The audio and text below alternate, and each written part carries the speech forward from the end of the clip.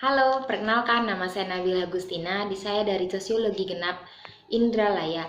Di sini saya akan membacakan hasil review tentang bacaan NG Communities in Social Mapping pada MK Pemetaan Sosial. Seperti yang kita tahu, pemetaan sosial adalah suatu kegiatan yang dilakukan untuk kenali tentang kondisi sosial budaya masyarakat pada wilayah tertentu yang akan dijadikan sebagai wilayah sasaran program. Pemetaan sosial juga dapat didefinisikan sebagai proses identifikasi karakteristik masyarakat melalui pengumpulan data dan informasi baik sekunder maupun primer mengenai kondisi masyarakat dalam satu wilayah tertentu.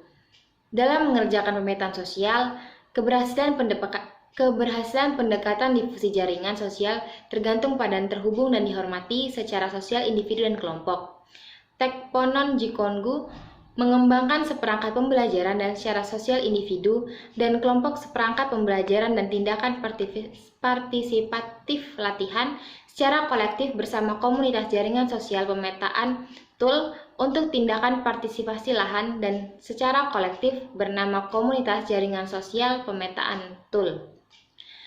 Pemetaan ini dilakukan saat komunitas jaringan sosial harus memulai tak lama setelah staf orientasi awal atau bagian 3 dan akan diikuti oleh katalis orientasi atau bagian 2. Pemetaan alat jaringan sosial komunitas berisi satu set latihan sederhana yang fasilitator akan digunakan untuk relawan panduan masyarakat untuk identifikasi daftar, menganalisis, dan pilih kelompok sosial yang berpengaruh dan individu yang berpengaruh dalam komunitas.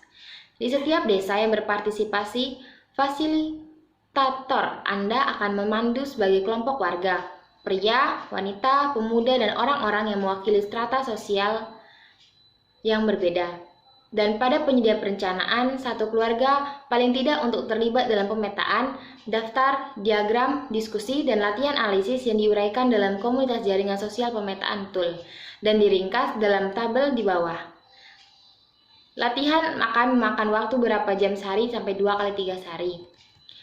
Dalam menjalankan pemetaan, kita harus melihat dan mengetahui kelompok mana dan pemimpin penting di desa tempat kita bekerja. Tapi penelitian menunjukkan kita bahwa kita sering tidak tahu siapa yang penting dalam keterhubungan sosial dan pengaruh.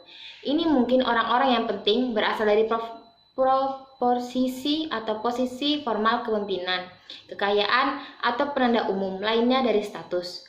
Orang-orang dan kelompok yang dipercaya pembuka dalam jaringan sosial yang akan menyebarkan ide-ide dan perilaku baru.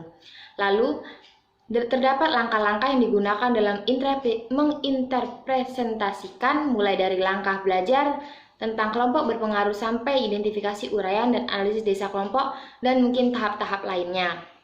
Mungkin itu saja review dari saya. Saya Nabila Agustina mengucapkan terima kasih.